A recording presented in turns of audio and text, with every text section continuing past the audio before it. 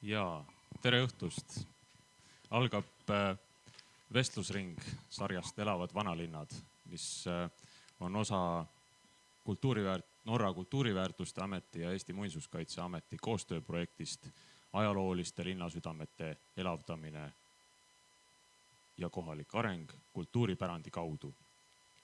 Selle vestlusringi eesmärgiks on tutvustada avatud taotlusvoorus rahastuse saanud projekte, milleks täna on Paide SRIK-i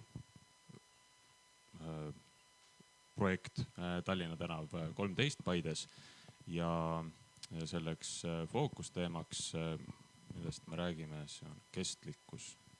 Ja Paide SRIK-i tulevikuvisiooni tutvustab Rainer Eidemiller ja selle sama üritusega seotud on Maiko Keskküla, kes on seotud ka kõikide teiste projektidega Paides ja aitab seda arutelu hiljem käimas hoida. Mina olen Kaarel Truu Muinsuskaitseametist, kes on moderaatori rollis siin täna. Ja Paide keskväljakul täna neil päevil on käimas aktsioon 33 kõnet, kus kestlikkuse mõistet ja seda teemat on juba mitu kõnelejat käsitlenud kõikides erinevates tähendusvarjundites ja neid erinevaid nüansse pandeemia ja rahvastiku kahanemise ja rohepöörde kontekstis on kindlasti mitmed ja tuleb kogu aeg juurde. Ja vaatamata sellele, et muinsuskaitsealade ja vanalinnade kaitsmise eesmärgid ei ole sõnastatud keskkonnaeesmärkidena, on ikkagi põhjust arvata, et selles globaalses rohepöördes vanad linnasüdamed ei jää mitte ohvri rolli, vaid neil on potentsiaal olla teenäitajateks. Ja alust arvata selleks on rohkem kui ainult see, mis räägivad pärandispetsialistid, kuidas kõige kestlikum maja on see, mis on juba ehitatud.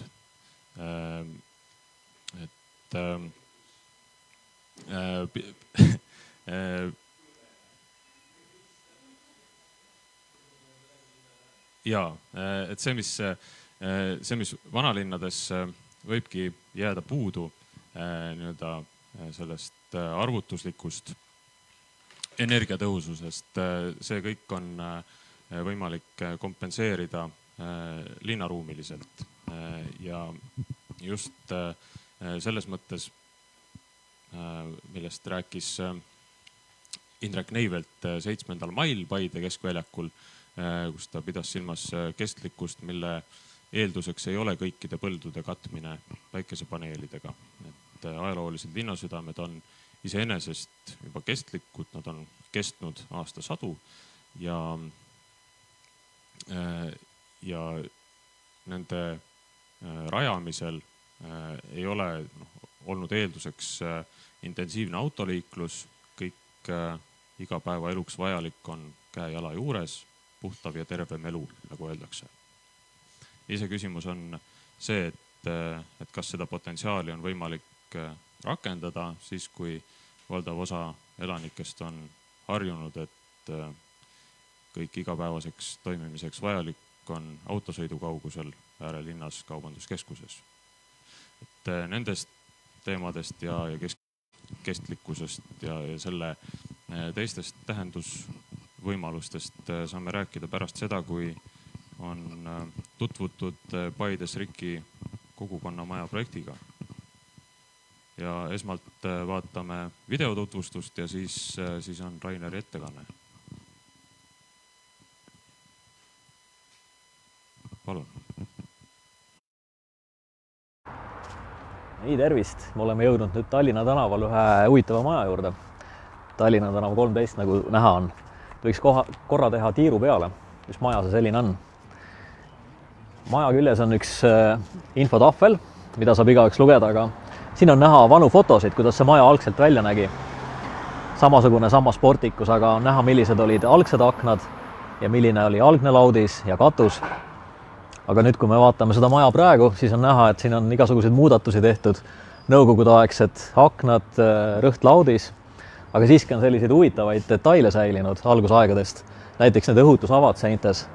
Et need on Järvamaale millegipärast iseloomulikud. Need olid peaaegu igas seintes Järvamaa linnamajadel ja talumajadel, siin on ta alles. Ja üleval on näha ühed originaalaknad, sellised väikesed kaaraknad, mis on kindlasti säilitamist väärt ja näitavad ka selle hoone algset iseloomu. Ja kui vaadata veel seda katuse vormistust ja siin all olevat karniisi, et see kõik on pigem see, mida võiks nimetada originaaliks. Aga me liigume siit edasi maja taha. Tere! No, hakkame ehituseks, jah. Siis siin nurga taga on maja tagumine pool, kuhu võib-olla igaüks alati ei satu. Kõigepealt see on selline uuem juurdeehitus. Selle asemel tegelikult oli siin alguses plankaed ja suur kõrge värav, nagu klassitsismi aja hoonetel tihtipeale oli. Väravajoones nii sein kui tänavajoones nii sein kui värav. Aga see juurdeehitis siin, see on suhteliselt vana, nagu on näha nendest vanadest sarikaotstest ja eks ta on ilmselt kuskil 19. sajandi keskpaiga oma. Siin on omaette korsten, omaette küttekolle, see on selline eraldi tsoon selles majas olnud. Et nagu näha, siin on juba näha püstlaadistoonel, mis algselt majal ka päris alguses oli. Ilmselt see on originaalne, algne püstlaadis ja seal on isegi sepanaelasid näha, kui nagu hoolega vaadata. Jällegi üks selline detail, mis vajab säilitamist ja isegi sellist väikest liistu, karniisi liistu juppi on sealt ülevalt näha. Läheme siit kahe maja vahelt läbi. Paremal pool on kuur, mis on ka vana, ilusa vana laudisega ja nüüd, kui me tuleme siia päris hoovi, kus peab olema ettevaatlik, siin on kokku kukkunud keldri sissepääs. Maja all on tegelikult suur võlvkelder, siis siin on üks ilus aken, ilus väike aken. Et jällegi originaalaken, kus on näha sellised lille ornamentidega kvaadrid nurkades, piirdeliistu nurkades, mis on Paidele hästi iseloomulik. Just sellised olid vanasti enamuses Paide majadel, see on nagu Paidele tüüpiline. Ja sealt on näha ka selliseid värvisondaase, mis on tehtud, et millised need maja värvid algselt on olnud. Ja jällegi püstlaudis, ilusad laiad lauad, sepanaelad ja üleval see karniisilahendus. Siin on punasest tellisest maja, mis kuulub ilmselt Eesti Vabariigi perioodi, see on üle värvitud, aga noh, küll teine ajastu, aga ikkagi ajalooline osa hoonest, mis tegelikult oleks hea korda teha. Ja nüüd, kui me tuleme siia maja põhjaotsa, siis siin on need detaile isegi rohkem näha. Et jällegi terve maja otsa ulatuses püstlaudis, sepanaelad, siis need postid, mis siin on, kus on tehtud värvisondaase ja üleval on näha lisaks nendele väikestele kaarakendele on säilinud ka üks siis selline 6 ruuduga aken, millel on jällegi need Paidele iseloomulikud piirdeliistud, nende lille motiiviga nurga kvaadritega. Ja kogu see liistude ja karniisi vormistus, et see annab nagu sellise hea ettekujutuse majast, nagu see väljanägemine tollel ajal hoonetel oli. Tegelikult, kui seda maja on uuritud, siis on leitud, et see osa hoonest on siia pisut hiljem juurde ehitatud, et kui maja põhikehand on pigem tõenäoliselt 18. sajandi lõpust, 19. sajandi algusest, see tähendab, et ta algselt ei olnud nii pikale venitatud, vaid ta oli rohkem nagu selline, nagu siin keskel asu, selline ruudukujulisem, nagu need vana Balti majad on. Aga selline juurdeehitus siia otsa kindlasti ja ka selline vintskapp, nagu siin üleval on ja tegelikult ka selline ilus sissepääs nende sammastega. See tegelikult tehti 19. sajandi keskpaigal, ehk siis selline vana Balti stiilis, võib-olla pisut barokse maiguga hoone. 19. sajandi keskpaigal tehti sellist puhtaks klassitsismi stiili hooneks. See kolmnurk frontoon üleval rõhutab seda ja aknad muidugi praegu ei ole originaalid, me nägime siin fotodelt neid 6 ruuduga ilusa aknavormistusega algseid aknaid. Ja nüüd, kui me jõuame siia sissekäigu juurde, siis need on kindlasti selle hoone pärlid, seesama sportikus. Tegelikult, kui vanu fotosid vaadata, siis nende sammaste vahel oli siin ka, ta nimetatakse balustraadiks, nagu selline väike aed või aedik. Praegu muinsuskaitse on öelnud, et seda võib taastada, aga ei pea, et ei ole teada, kas see päris algusest peale on olnud. Siin on näha ka värvisondaase jällegi ja välja on võetud jällegi see algne laudis, püstlaudis, mis on kogu hoone ulatuses olnud. Ja siin on natukene näha ka selle maja tooni, et ega selliseid heledaid toone tollel ajal just väga palju ei kasutatud. Kui neid värvisondaase vaadata, siis pigem need algsed toonid olid sellised tumedamad. Nad olid kas sellised meie mõistes hästi nagu tumerohekad või pruunikale lähedased, sellised ookertoonid.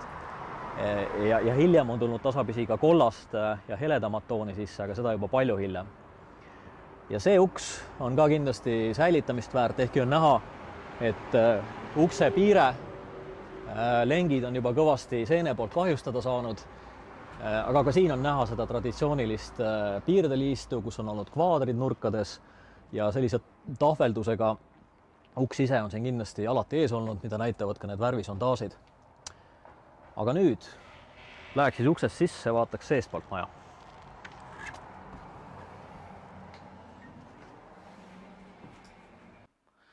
Nii, nüüd me oleme jõudnud siia majja sisse.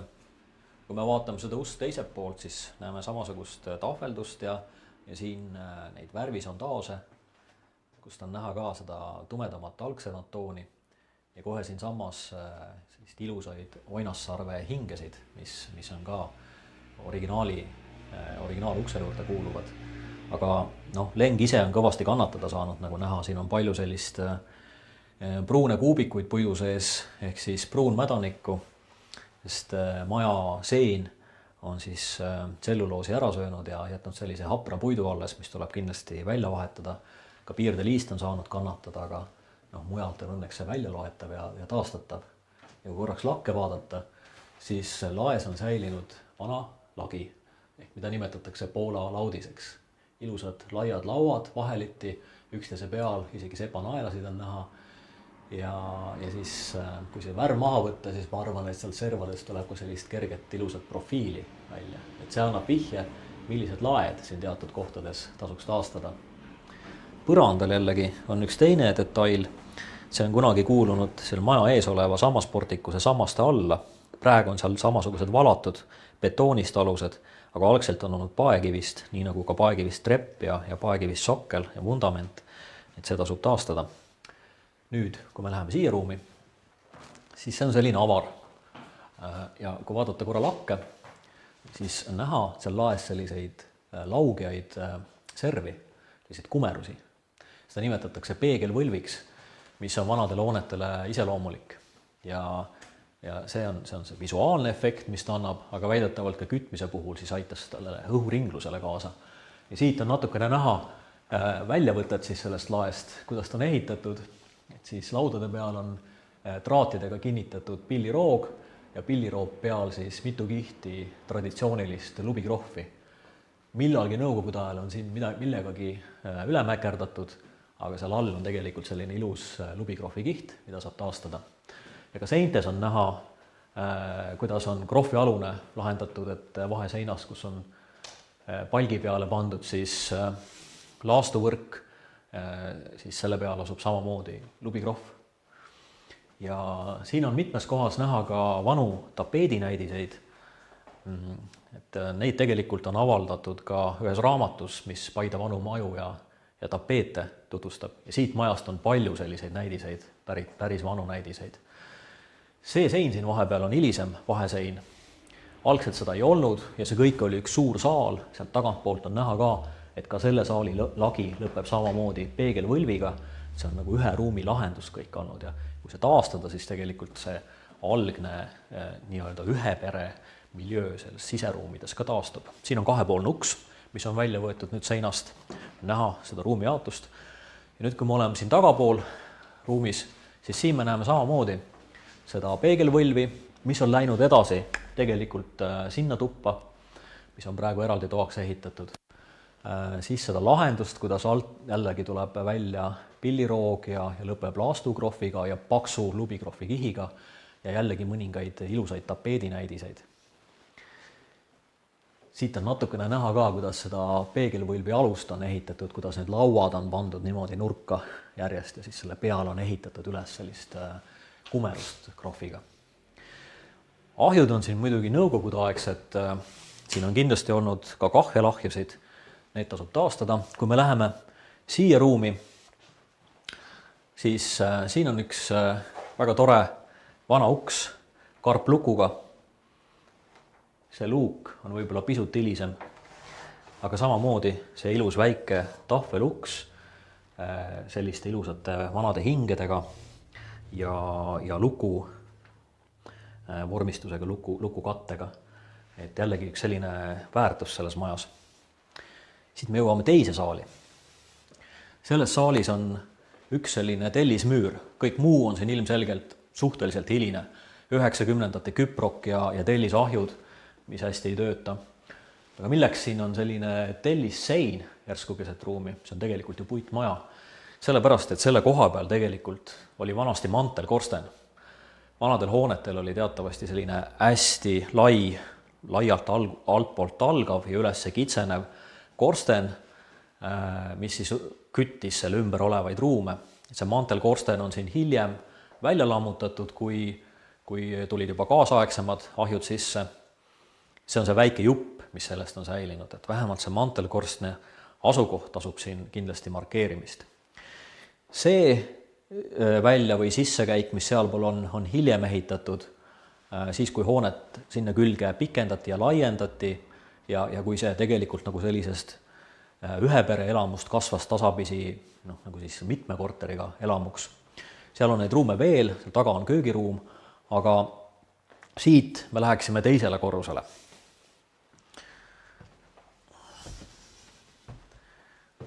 Selline suhteliselt kitsas ja pime trepikoda, väikese trepiga. Võime siit üles saada.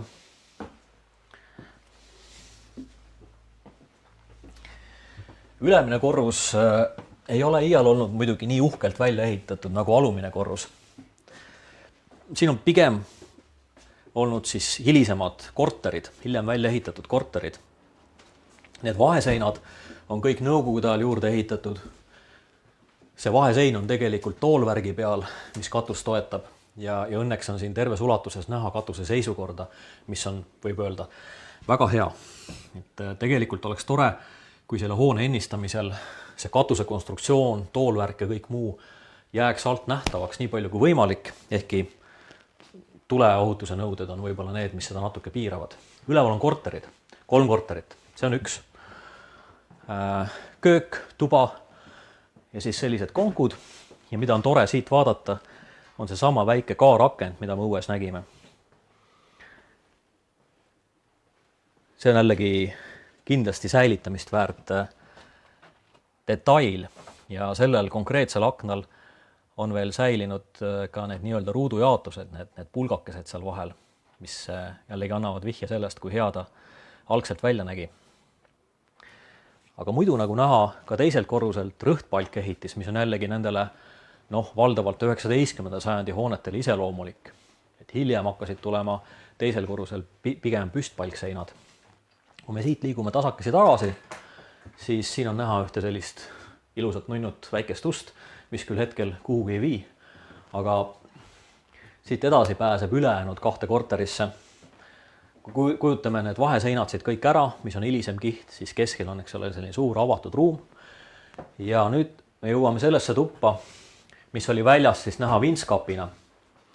Siin on jälle sellist nõukogudeaegset kihti päris palju peal. Ja selles väikeses toas, kuhu me lõpuks välja jõuame, on samamoodi sellist väikest peegelvõlvi lakke ehitatud. Lagi on väga madal ja jällegi on näha sellist hästi paksu lubikrohvi kihti selle laastuvõrgu peal ja neid ilusaid algseid tapeete. Raamatus saab lähemalt lugeda, need samad tapeetide näidised on raamatus välja toodud koos dateeringutega, millisesse perioodi nad võiksid kuuluda. Ja jällegi on näha siit seda välja lõiget, et kui paksu lubikrohvi kihiga see kõik on tehtud. ja jäänud on veel üks väike tuba. Siin peab vahepeal ettevaatlikult liikuma, sest et laed on päris madalad. Me läheme läbi sellisest ruumist, kus on tervikuna näha siis jällegi kogu seda katusekonstruktsiooni, mis annab praegu võimaluse hinnata selle seisukorda ja see ei ole üldse väga halb. Et koledad valged täpid, mis seal võivad tunduda koledad, on pigem lupjamisega seotud. Ja nüüd me jõuame ühte väikesesse tuppa väga madala uksega, mis ilmselt on olnud selline teenijatuba. Siin on sarnane lagi, väike selline terminoloogiline erinevus minu teada, et seda nüüd pigem nimetatakse karandlaeks, mitte poolalaudiseks, sest et need lauad ei ole siin nii peenelt töödeldud servadega, profileeritud või lihtsalt kumeraks töödeldud. Jällegi selline originaallagi, mis on alles, siis on näha rõhtpalk seina, väikseid tapeedinäidiseid, seda ilusat K-rakent, mis käib muide ka lahti. On tore vaadata, et kuidas seda aknapale on siin niimoodi töödeldud ühest tükist kumeraks ja kuidas siin on ka mitmeid detaile, näiteks suluseid, eks ole, säilinud. Ja väga tore, et säilinud on üks 6 ruuduga aken ka ja siin võib näha kõiki neid nüansse, mis selle vana akna teevad eriliseks. Kui te lähedalt vaatate, siis te näete aknaraamil sellist profileeritud nurka, mis ei ole lihtsalt sirgeks lõigatud, vaid see on profiil sisse lõigatud. Siis ka need postid, need on, eks ole, sellised nõgususega, profileeritud servadega, kõik need üleminekud siit. Siin on väga palju selliseid detaile, mis lõppkokkuvõttes teevad selle akna väga ilusaks ja säilinud on jällegi need originaal sulused näiteks. Et see on nüüd üks selline komfekaken, mis ühest küljest tuleks taastada ja teisest küljest saaks seda võtta eeskujuks, et selle järgi ehitada ka hoone teise korruse aknad. Kunagi on siin olnud ahi, nii et ilmselt teisel korrusel, või nii ongi, sellised uhkeid kahhelahjusid ei olnud, vaid pigem sellised ümarad, ilusad plekkahjud, mis loodetavasti siia ruumi ükskord ka tagasi tuleb. Ja sellega ongi meil siis see väike ringkäik majas tehtud, me oleme näinud seda väljast, oleme näinud seest. See on see, milline see maja praegu välja näeb, enne kui see loodetavasti 2 aasta pärast saab täiel määral oma endises ilus restaureeritud. Ja nüüd on paslik Raineril jätkata sellega, et ta tutvustab Paides Riki seniseid tegemisi ja neid plaane, mis tulevikus juhtuma hakkab. Ja, et vaatame natukene pilte ka, et võib-olla siis tekib selline parem ettekujutus pärast seda, kui nüüd on saanud maja hetkeolukorra üle vaadata. Et siis natukene sellest, mis meil ikkagi plaanis on teha. Siin on üks foto, vana foto omaaegsest Tallinna tänava 13 majast.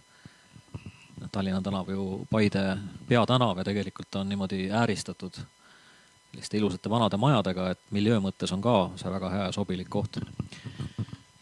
Ja selle foto pealt on näha neid detaile, mida praegu ei näe maja pealt, et aknaid, ruudujaotust, akende ümber seda vormistust ja püstlaudist ja katusekatet ja kõike muud. Üldjoontes on see selline pilt, mida me sooviksime nagu reaalelus, päriselus selle maja juures umbes 2 aasta pärast näha. Aga mõtlesin, et rääkides sellest, et kuidas me seda kavatseme teha, et ilmselt võiks rääkida selles võtmes, et mida me seni teinud oleme, et see mudel, mis Paides Riki uues kogukonna majas toimima hakkab, on natukene sarnane sellele, mis meil seal naabermajas aastad varem juba toimis. Ja me võtame sealt nagu need parimad kogemused kaasa, et see puudutabki nagu 2 poolt, nii seda säästva renoveerimise kui siis kogukonna kaasamise poolt. Tegelikult meil see sarnane tegevus Paides hakkas 2003. aastast pihta, kui üks selline kodanikuühendus nagu ühendus Weissenstein sai loodud ja üks esimese asju, mida sai teha 2005. aastal oli vanalinna arenguvisioon, kuhu muuhulgas, mille me andsime linnale üle arengukava osaks, kuhu muuhulgas sai ka sisse kirjutada, et need samad majad, Tallinna tänav 9, 11 ja 13 oleks siis Paides restaureerimiskeskuseks ja kogukonna majaks. Et me tegelikult päris mitmed aastad hiljem jõuame nagu sellele eesmärgile välja. Ja siis teine eesmärk oli Paides RIK-i asutamine, mis toimuski siis 2006. aastal ja asutajateks peale selle sama ühenduse Weissenstein, mis on puhtalt kodaniku ühendus, oli ka Eesti Muinsuskaitse Selts ja Paide linnavalitsus. Ja see on minu arust hästi oluline, et Paide linn on olnud kogu aeg algusest peale kaasas ja samamoodi ka selles projektis. Me võtsime Tallinnas RIK-i tegevused eeskujuks ja koolitused ja nõustamise. Ja 2007 alguses sai siis Paides RIK-i teabetuba avatud Tallinna 11 majas, kus oli sellel ajal noortekeskus. Ja siin on mõned pildid, kuidas me siis tegime enne natukene talguid ja sellises ühes toas alustasime. Ja pihta hakkasid nagu ikka RIK-is koolitused, nõustamised, vanamaterjaliga seonduv. Aga üsna varsti tegelikult meil hakkasid mõtted liikuma veidi laiemale, et see säästev, kestlik mõtteviis ei puuduta ainult hoonete restaureerimist, renoveerimist, see puudutab väga paljusid valdkondi. Ja 2008 see idee tekkis ja lihtsalt see konteksti mõeldes tollel ajal Eestis väga palju sellest ei räägitud, see polnud üldse nii nagu praegu ja ei olnud nagu ühtegi sellist toimivat mudelit võtta, see tuli endal kõik leiutada. 2009 ma mäletan, mina vähemalt kuulsin esimest korda Inglismaa Transition Towns liikumisest, mis tuli natukene eeskujuks ja 2010 sai tehtud siis selline üritus, kuhu me kutsusime Eesti asumiseltsid kokku. Ja kuna sellel ajal me saime ka siis kogu selle maja oma kasutusse, noortekeskus kolis välja, siis tekkiski mõte, et täidaks selle maja nagu veidi laiemalt selliste kogukondlike tegevustega. Ja siin on lihtsalt paar pilti, üliväike valik nendest, mis maja puhul kõigepealt tehtud sai, need hilisemate kihtide lahtivõtmised ja maja jõudumööda ennistamine, sellel ei olnud sellist suurt rahalist tuge nagu praegu, kaugeltki mitte taga. Oma jõududega koolituste käigus, talgute käigus ja eesmärk oli kasutada võimalikult looduslikke autentseid materjale, mis ka siis toetab seda kestlikku maailmavaadet, et ka materjali kasutus ja see, kuidas me seda teeme, oleks sellise kogukondlikkusega kooskõlas. Et siin on need mõned pildid, et me kasutasime, võimalikult palju taaskasutasime kõike, nii ehitusmaterjali kui mööblit. Ja selline see kompleks siis välja nägi. Muuhulgas me kogusime ka vana materjali, ehituslikku vana materjali, kui mõni vana hoone läks lammutusse, siis näiteks ehituspalgid, uksed, aknad, katusekivid ja muud jõudsid meieni ja me siis müüsime need edasi neile, kes neid kasutada soovisid ja kohati ka kasutasime ise. Restaureerisime, kui vaja ja võtsime selles samas hoones keskuses kasutusse. Koolitused, need olid erinevad 1-2-päevased, 10-päevased, see oli sellised 50-päevased pikemad tsüklid töötutele, koolitustalgud, ehk tegime talguid, kus ka õppis midagi, siis valikaine gümnaasiumitele koostöö kutsekooliga. Ja siin on mõned pildid lihtsalt, et mis koolitusi teha sai. Need võimalused olid seal suured, et oli ka töökoda ja materjaliladu, näiteks uste ja akende ennistamine, mööbli restaureerimine, siis looduslikud ja ajaloolised krohvid ja värvid. Aga nagu ma ütlesin, et see hakkas sellest kitsamast renoveerimise teemast ikkagi väljapoole kasvama. Et mingil hetkel me ka proovisime sellist, mida siis mis nagu praegusel ajal on nii-öelda otina otse tootjalt tarbijale levinud formaat, et müüsime talukaupa tellimuste põhjal. Tegime talguid, need võisid olla nii maja korrastamise kui siin on üks pilt ka näiteks õunamahla valmistamisest ja või siis sisetöödes, köögi ehitamine. Aga tuli palju muud. Kontserte, kunstigalerii, mis oli mõnda aega peaaegu ainukene või oli ka ainukene Paide kunstigalerii alaline. Laienesime õuealale, et sellised suvised suuremad üritused kuni oma rahani ja selleni, et panime käima velopargi, ehk siis taastasime vanad jalgrattad, mis läksid laenutusse ja toimus päris palju erinevatel teemadel arutelusid.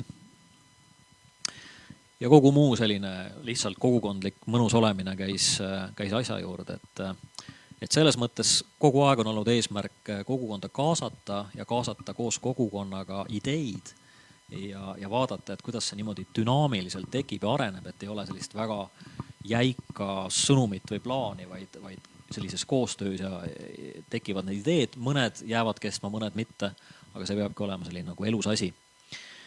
2019 me pidime välja kolima, meil ei olnud otseselt kuskile minna, vaid võtsime ühe vanalinna hoone praegu ajutiselt kasutusse, kus seda vana materjali hoida, mis meil varem laos oli, sest ka ladu meil praegu ei ole.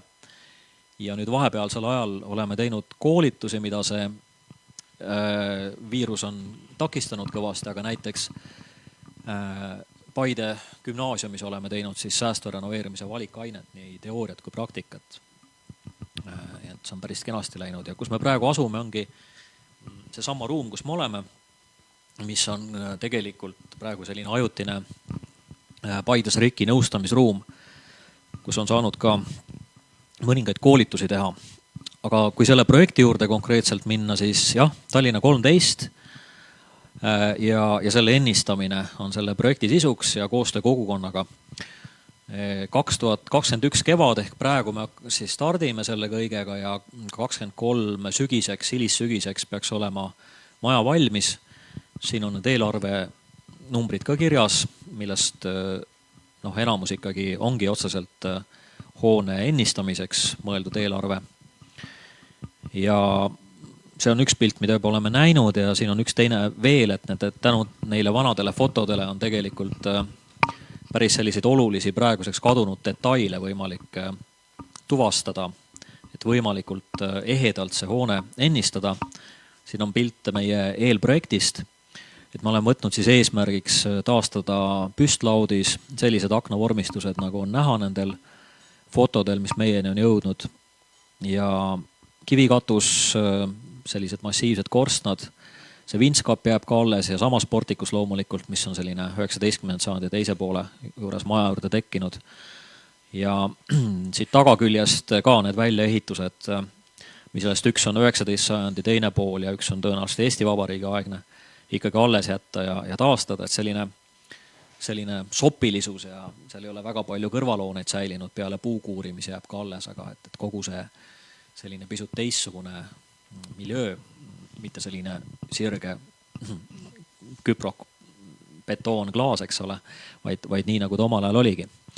Ja kui siseruumidest korra rääkida, et siin on veidi kirjum plaan, aga veidi lihtsamalt vaadates, et kui vaadata seda all paremat nurka, siis see ongi see Tallinna tänavapoolne sammaste alt läbi minev sissepääs, kust nagu sisse astudes vasakule, siis tuleb selline näidiste ruum, mis sobib väga hästi nõustamiseks, kus on siis ka seintel näha vana majaga seotud näidiseid, on need siis piirdeliistud või mingisugused kindla profiiliga laudis ja ruum ise, et lubikrohvitud puitpõrandad, ahikütte ehk siis nagu pottahjud osades ruumides, et see kõik peaks tegelikult omamoodi selle nõustamisele nagu tuge andma, näitama visuaalselt ka seda sõnumit. Kõrval on väike kauplus, kus me kavatseme siis müüa kõike seda vajalikku, mis inimestel läheb restaureerimiseks vaja. Taga on tööruumid ja siis see saal, mis jääb veidi vasakule, millel on ka eraldi vasakpoolne sissepääs, just nagu eraldi tsoon, seda me soovime kogukonnaga jagada, et siin on võimalik teha erinevaid üritusi, mitte ainult kitsalt RIK-i asju. Taga on ka väiksed workshopi toad ja teisel korrusel tegelikult 3 taastatud korterit, mida saab siis jagatud kontoritena kasutada. Ja korraks ka sellest kogukonna kaasamise ideest, et ma usun, et RIK-i tegevus ise on otseselt seotud kogukonna elavdamisega, sest meie soov on anda nõu ja toetada vanalinna hoonete korda tegemist ja see on minu arust nagu ideaalne selline kogukondlik elukeskkond. Toetada seda nõustamiste ja koolituste kaudu. Siis on ruumide jagamine, nagu ma ütlesin, kogukonnaga ruumide jagamine, nii saali kui ülevalt nende jagatud kontorite jagamine. Siis mõnes mõttes võib-olla praegustes oludes isegi natukene selline ühismajandus või meie tegevuse piserdamine vanalinna laiali, et kui meil hetkel ei ole vanamaterjali ladu, siis võib-olla me saame seda jagada erinevate vanalinna majaomanike vahel. See ei pea olema ühes kohas, see võib olla mitmes kohas, samamoodi koolitustega ja võib-olla veel mingeid teisi asju, et mitte kaasata siis kogukonda mitte ainult niimoodi, et jagada ruume ja ühiselt arutada, vaid tehagi ühiselt mingisuguseid ettevõtmisi ja jagada ka seal majas toimuvaid asju, võib-olla kauplus saab kogukonnaga selle ülesehitust ja toimimist jagada, võib-olla sedasama veloparki näiteks. Ja siin on ka mul kirjas, et kogukondlikele start-upidele kaasaaitamine, et mõnes mõttes on jällegi natukene proovitud asi, et näiteks meie koolitustest kasvasid välja inimesed, kes õppisid aknaid restaureerima, klaasima, kittima, millist teenust keegi teine ei pakkunud. Et selliseid väikseid asju saab selle know-how'ga, mis me pakume, aidata käima lükata ja need on tegelikult vajalikud selleks, et vanalinn toimiks. Ja siis loomulikult kõigi nende arutelude ja läbikäimise soodustamine. See on see, et kuidas me selle maja kaudu proovime siis kogukonda kaasa tõmmata. Ja ma panin siia lõppu ka siis meie praeguse kodulehes rik.vabakond.ee, kus siis edaspidi prooviks kajastada seda, kuidas meil projektiga läheb. Seal saab sellega igaüks ennast rohkem kurssi viia. Selline ülevaade praegu minu poolt siis meie projekti ideest. Aitäh! Kõigile, kes seda ülekannet jälgivad, panen südamele, et kui on küsimusi, kas siis Paides RIK-i plaanide kohta või laiemalt tänase jutu kohta, siis neid ootame lahkelt sinna ülekande kõrvale. Et püüame vastata, kui vähegi suudame. Aga nüüd ongi aeg edasi minna sellelt konkreetselt RIK-i teemalt ja võib-olla püüda seda mõtestada ka nagu vanalinna ja kestlikkuse teemal, et kas kestlik linnasüda sellise terminina või kestlikkus laiemalt üldse, et kas see on miski, mis puutub ainult keskkonna valdkonda, nagu me seda traditsiooniliselt teame, või haakub see kuidagi ka ehituspärandiga? Kuidas te seda tajute? Väga otseselt minu arvates, et esiteks see, et meil on siin kõik nagu käejala juures, nagu sa ennegi varem ütlesid, mis vähendab vajadus sellise fossiilse kütusega transpordi järele väga liiga suurel määral. Teiseks see, et meil on siin ajalooline ehituspärand, mis juba on olemas. Kolmandaks see, et mida on vaja selle korrashoiuks on ju vaja suhteliselt nagu loodussäästlikke lahendusi, nii materjalide mõttes kui igas mõttes. Et see on keskkonnahoid, see on elukeskkond, mis on tegelikult pärit ajast, kui elukeskkond oli nagu looduskeskkonnaga palju rohkem seotud kui praegu. Ja kui me püüame seda säilitada, siis ma arvan, me oleme sammukese palju rohkem lähemal kogu meie elukeskkonda, looduskeskkonna kaitsmisele. Maiko. Jah, siin on hästi palju erinevaid kihte, et üks ongi need looduslikud materjalid, mida on kasutatud, eks ole, vanade elamute juures, aga pigem su küsimusele vastata, siis võib-olla jah, just need inimesed ja see, et mismoodi täna see elu ja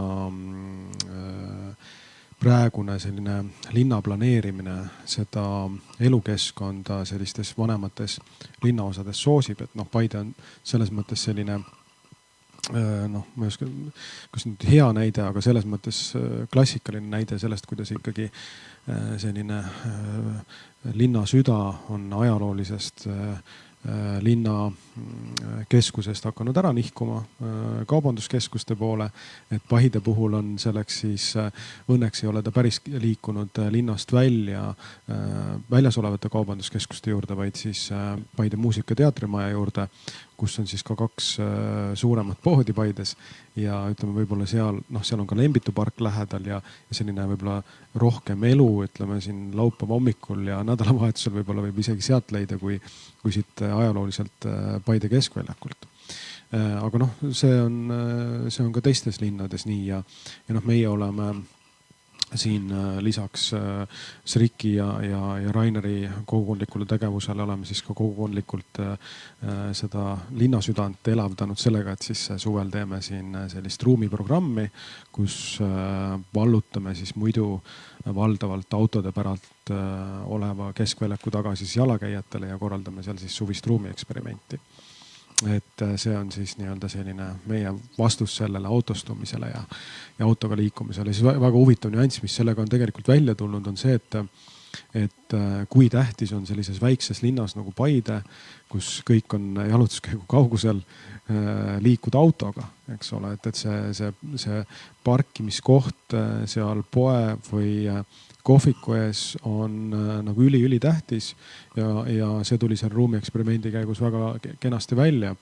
Et noh, kui oluline see on lausa, võiks öelda just nagu inimõigus, et sa saad sõita siis poe ette täiesti treppi. Ja kui suurtes linnades on see autoga treppi sõitmine muutunud lihtsalt inimestele niivõrd ebamugavaks, eks ole, et sa pead parkimise eest maksma, sa pead läbima mingisuguseid ummikuid, eks ole, see võtab kõik aega, siis sellises väiksemas linnas on see niivõrd lihtne, et inimene ongi sellega niivõrd harjunud ja noh, kui suures linnas see autoga sõitmise keerukus on sundinud inimest kasutama ühistransporti, siis siin nagu seda motivatsiooni ei ole. Ja nii kummaline, kui see ka ei ole, et isegi kui me kuskil saame kokku, teeme väikse kohtumise, seminari, koolituse, mis iganes, siis hakkad vaatama, et kes täna siis autoga tulid ja kust nad tulid, eks ole, siis tuleb välja, et nad võib-olla tulid kilomeetri kauguselt, nad tulid võib-olla poole kilomeetri kauguselt, mõni võib-olla paarisaja meetri kauguselt, eks ole, autoga. Ja siis mõtled, et noh, et milleks seda vaja on, aga siis ongi tulnud selle käigus välja, et see on selline noh, üldlevinud tegelikult käitumusharjumus just väiksemates kohtades. Selmet, noh, et kogu aeg mõeldakse, et suurlinnad on need autostunud kohad, aga tuleb välja, et väikelinnad on veel rohkem armastavad autoga liikuda, nii et sellised huvitavad asjad. Aga sellest kogukondlikkusest rääkides mulle tekkis küsimus, et kui see kogukond, millest te kumbki räägite, ei ole ju kõik Paide inimesed, et nende veidrustega nagu mitte autoga sõitmine ja akende restaureerimine ilmselt ei tule nagu kaugeltki mitte kõik kaasa, et millised need reaktsioonid on olnud. Ma saan aru, et ruumieksperiment on nagu kindlasti saanud pahameele osaliseks, aga kas keegi on teid kiitnud ka just kohalike seast? No enamus ikka, ma arvan, on kiitnud meid ja sellel aastal oleme ka õppinud oma varasemate aastate vigadest, oleme varakult ka pööranud nagu tähelepanu just nimelt nendele osapooltele, kellele võib-olla see ruumieksperiment selles osas pahameelt valmistab, et selle parkimiskoha sealt poe eest ära võtab ja nihutab selle võib-olla kuskile 50 meetri kaugusesse, eks ole. Ja tegelikult täna võin öelda, et me teeme juba omavahel koostööd ja tundub, et see aasta see ruumieksperiment võiks nagu laabuda juba kõikide nende osapoolte koostöös, kes siin keskväljaku ümber on. Et eks me ise hakkasime ka suure hurraaga peale ja mõtlesime, et parandame kogu maailma ära, aga iga inimene tahab olla kaasas ka nii-öelda otsuste juures, plaanide kujundamise juures ja ma arvan, see on igati normaalne. Aga põhilised või noh, peamine sihtgrupp, kes tegelikult seda ruumieksperimenti siin vajab, on üllatuslikult hoopis noored, kellele väga meeldib siin keskväljakul siis ka hilistel õhtutundidel suviti väljas olla ja koos viibida ja kui me eelmine aasta selle siis koroona tõttu vahele jätsime, siis tuligi välja, et neil polnudki kuskil olla, nii-öelda oldi kuskil pargipingi peal, aga sellist mõnusat välikeskkonda Paide-suguses väikelinnas, sellist mõnusat melu nagu näiteks, kus istuda ja kus sa ei ole sunnitud kohe midagi kohvikus tellima, ja samal ajal ei ole see ka lihtsalt mingisugune nurgatagune pargiping. Et siis sellist kohta ei olnudki ja sellest tunti väga suurt puudust. Nii et muidugi oleme saanud kiita ka ja ma arvan, see on toonud sellesse ajaloosse keskväljakusse siia ikka väga palju elu ja liikumist juurde.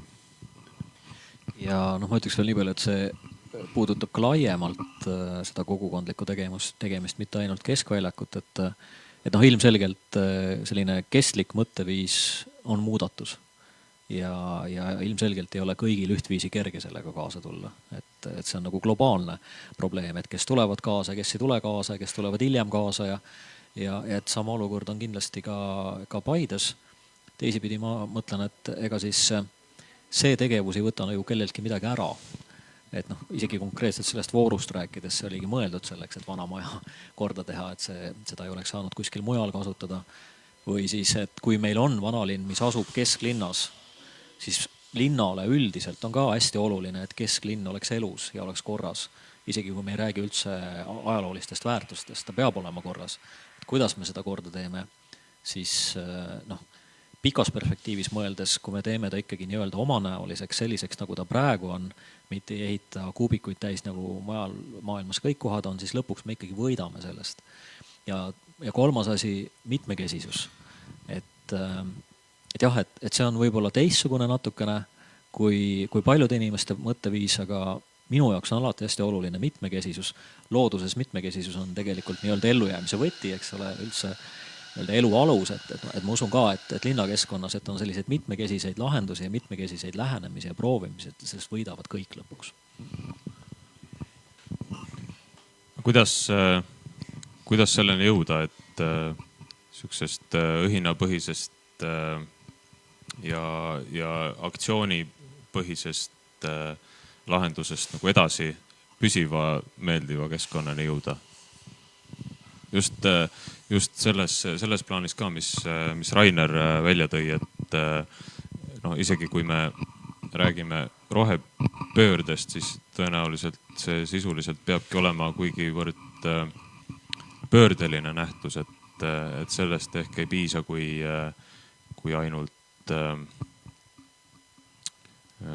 nagu öeldakse, katta kõik vabad pinnad päikesepaneelidega, et see muudatus peab olema ka mujal.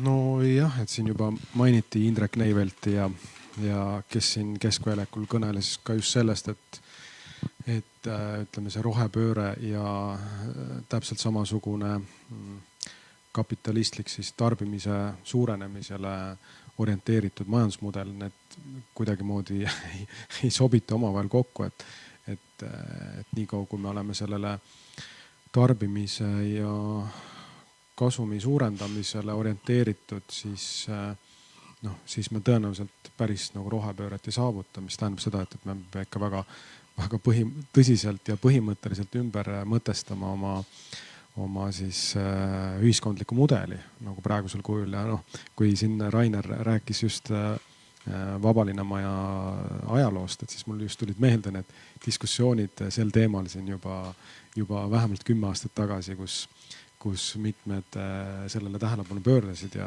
täna on muutunud see teema üha aktuaalsemaks. Et selles mõttes noh, näiteks seesama see Paide Ottki, mis täna on väga hästi käima läinud.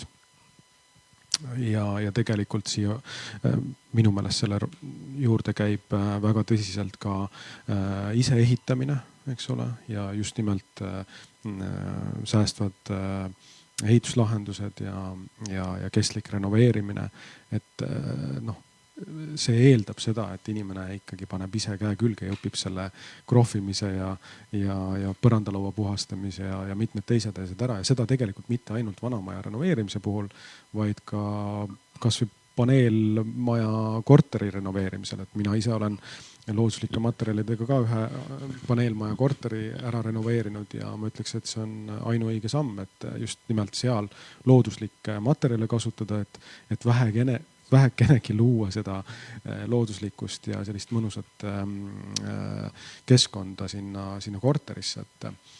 Aga samamoodi uue maja ehitamisel ja noh, Viljandi õpetab täna traditsioonilisi ehitusmeetodeid ja vaadates, kuidas ka looduslikke ja traditsiooniliste ehitusmaterjalide poodide hulk on Eestis kasvanud, et meil on juba seal terve majapood ja majatohter ja meistripood on nüüd ja nii edasi, et siis tundub, et ja Safran loomulikult, eks ole, et siis tundub, et selles valdkonnas toimub ka ikkagi suurem areng ja noh, selge on see, et me ei jaksa nagu igaüks tellida endale siis kogu see ehitustegevus nii-öelda sisse, mis tähendab eriti väikses kohas, kus on ka keeruline laenu saada, et mis tähendabki seda, et tegelikult tuleb õppida ise renoveerima ja ise ehitama. Jah, ma lihtsalt tahtsin veel öelda, et see on tõesti huvitav, et kui kuulata praegu Keskväljakul meil esitatud kõnesid, kus ühiskonna liidrid tihtipeale iseenesest mõistetavalt räägivad, eks ole, kestlikust arengust, siis kui sellest sai räägitud 10 aastat tagasi, siis see ikka enamuse jaoks kõlas väga veidralt, et ma mäletan ka ühes raadiosaates, kui oli võimalik küsida peaministrilt, mida ta arvab kestlikust arengust, siis ma sain nagu natuke noomida, et kuulge noormees, me ei lähe puulusikate juurde tagasi. Et aeg on nii palju muutunud, et need asjad muutuvad aina rohkem nagu peavoolu teemaks ja ma mäletan omal ajal, kui sai sellistes rahvusvahelistes projektides palju osaletud, mis on seotud siis säästva ehitusega, me jõudsime nagu tollel ajal arusaamisele, et see on rohkem eluviis kui tööstus, siis mulle praegu tundub, et see murrab tööstusse aina rohkem sisse, et neid lahendusi nii ehituses kui mujal tuleb juurde ja üks võtmesõna on ringmajandus. Kui Euroopa Liit praegu on võtnud eesmärgiks, et ringmajandus jõuaks ka ehitusse, siis see on juba väga suur murrang, et lihtsalt me oleme nagu vältimatult praegu sellel teel ja ma arvan, et see ei ole enam praegu isegi ainult õhinapõhine, mis toimub. Aga see, mida ma sissejuhatuses mainisin, kuidas pärandiringkondades räägitakse, et tõeliselt loodussõbralikke tulevikumaju ei tule ehitada, vaid neid tuleb säilitada ja konserveerida ja restaureerida.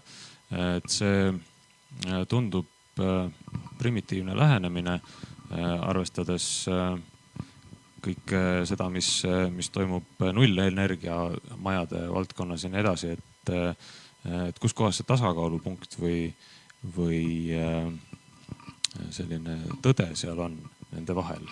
See on natuke mu lemmikteema. Ma lihtsalt mäletan taas ühe sellise projektiga, mille sisuks oli ka selline säästev ehitus. Kunagi Prantsusmaal olles meile siis taheti demonstreerida, kui hästi see on õnnestunud ja lõpuks taandus ikkagi sellele, et ainukene asi, mida mõõdeti, oli just nimelt see, et kui palju siis kütmiseks vajalikku energiat jääb hoonesse ja kui palju kaob välja. Ja see oligi nagu ainus kriteerium, mille põhjal öelda, et kas see ehitus on kestlik ja säästev. Seda sama hoonet muide kööti kõrval lähedal asuvast tuumajaamast ja rääkimata muudest lahendustest. Et see on minu arvates küll tore, et meil on võetud selline eesmärk, et hoida siis nii-öelda maja kütmiseks vajalikku energiat võimalikult palju kokku. Aga kui see toimub selliste asjade arvel, et seda tehakse ehitusmaterjalidega, mille tootmise puhul me reostame seda keskkonda ja tekitame süsihappegaasi oluliselt rohkem juurde, kui sellise maja kütmiseks vajaliku energia kokkuhoiu puhul, siis see on nagu ülimalt poolik lahendus. Ja see, mis mulle meeldibki nende vanade majade puhul, et jah, et võib-olla sealt lekib seda soojust natuke rohkem välja kui nii-öelda passiivmajades, see on tõsi. Aga kui me paneme kõik asjad kokku, kuidas on tulnud need ehitusmaterjalid, millest need hooned on valmistatud, kuidas neid hooneid korras hoida ja nii edasi, siis see lõppkokkuvõttes kindlasti on vanade majade kasuks plussis. See mõju keskkonnale on kindlasti oluliselt väiksem kui selliste väga tehnoloogiliste lahenduste puhul. Aga las arenevad mõlemad korraga paralleelselt, et tegelikult meil on ka vaja kaasaegset teadust. Et me ei saa nagu päriselt kõiki neid vanamaja lahendusi üle kanda näiteks tänapäevastele suurtele hoonetele, mida on ka vaja ehitada. Seal on vaja mingeid uusi asju, uusi lahendusi välja mõelda. Et minu arust nad võiksid nagu sõbralikult kõrvuti areneda ja liikuda ja ühte mudelit ei ole tingimata vaja nagu teise poolt üle võtta. Et las nad arenevad. Aga mida ikkagi teha kaubanduskeskustega? Et kas meil on lootust tulevikus kohata vanalinnas, Paides või mujal mõnda jalakäijat, kes astub sisse liha- või kommipoodi või selliseid poode enam ei ole? Või neid inimesi enam ei ole? No ikka on jah, meil Paides on ka ikkagi väiksemaid poode siin vanalinnas. Tõsi, parasjagu käibki meil Maxi Marketi laiendus, millega siis tõenäoliselt päris suuremaid poodesid keskväljakult ära kolitakse.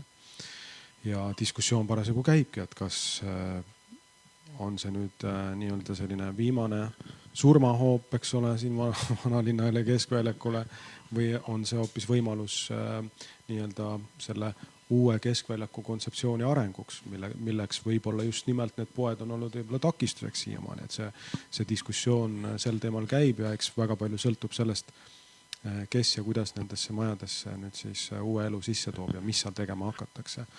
Et pigem loomulikult me väga loodaks, et seal tuleks sellist aga just väikestes kohtades, väiksemates linnades ongi ju see tegevuse alustamise võimekus ja ka kriitilise klientuuri hulk just sellisel määral, et sa alati mõtled, et kas nüüd keegi alustab seal midagi või ei alusta. Et meie näide on siin see endine restoranihoone, kus on vahepeal küll olnud 3-4 erinevat operaatorit, aga siiani pole keegi seal tegelikult püsima jäänud, eks ole.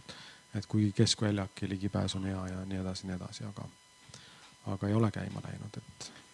Aga jälle minu arust on see võtmesõna siin see mitmekesisus, et las need suured poed olla ja täpselt see, nagu Maiko ütles, et kui need liiguvad siit ära, siis see annab võimaluse seda kesklinna keskväljakut ümber mõtestada. Ja kui see on kogukondliku eluviisi jaoks hea, siia tulevad sellise mõtteviisiga inimesed, nad kindlasti leiavad võimaluse mitte ainult siin elamiseks, vaid ka töötamiseks, oma äride püstipanekuks, siis on see segment, see on see grupp rahvast, kes midagi sellist otsib. Ja siis see tekib.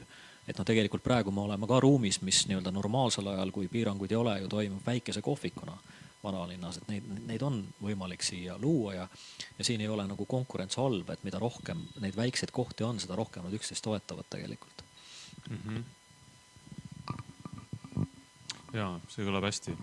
Just nagu sellise rääkides ka teemal, mis vanalinnu pidevalt kummitab, milleks on siis rahvastiku kahanemine või liikumine majandusgeograafiliselt soodsamatesse kohtadesse, et siis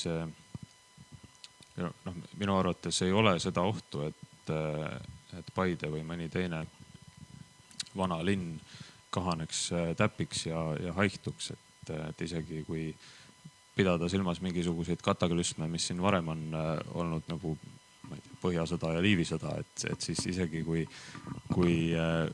mingil hetkel ei ole enam ühtegi maja ega elanikku, siis kuidagi oleme me ikkagi tänasesse päeva jõudnud. Jah, et tegelikult meie seis on läbi aegade ehk kõige parem praegult siin Paides olles, et meil on alati see häda, et kui me kuskile mujale väiksesse puidust linna Paides sõidame, siis tuleme suure kadeduse ja sellise ängiga tagasi, sest et kui vaadata nagu Viljandit ja Võrut ja Põlvat ja nii edasi neid väikelinnu, kui hästi on seal puitarhitektuuri eest hoolt kantud, et siis see teeb nagu väga kadedaks ja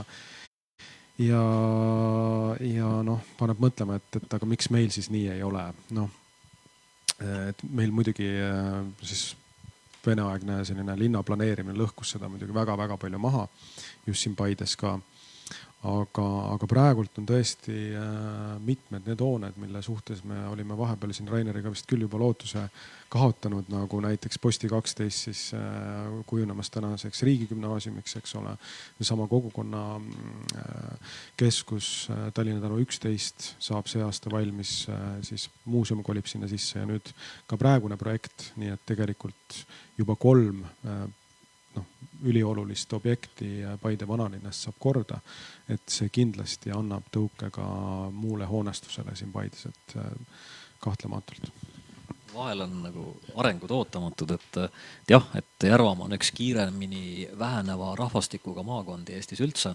Tõsi, et see linnastumine, suurlinnastumine on globaalne probleem, aga nüüd ju me teame, et selle praeguses olukorras inimesed otsivad elukohti Tallinnast väljapoole ja hetkel on Paides olukord selline, et ei ole lihtne leida tegelikult maja, mida osta.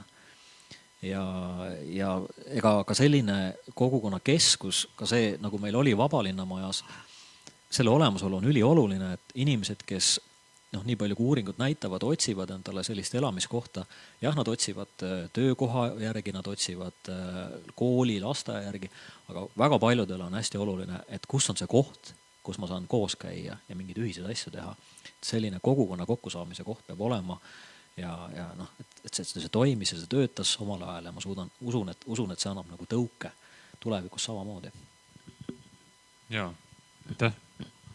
Ma arvan, et selle positiivse noodiga ongi paslik lõpetada, et meie tund on täis saanud ja kõik, kes jõuavad, on oodatud Paide keskväljakule kõnesid kuulama juba kell 6. Aitäh! Aitäh! Aitäh! Kas meil küsimus? Ei. Saimegi varem õhtul. Aitäh!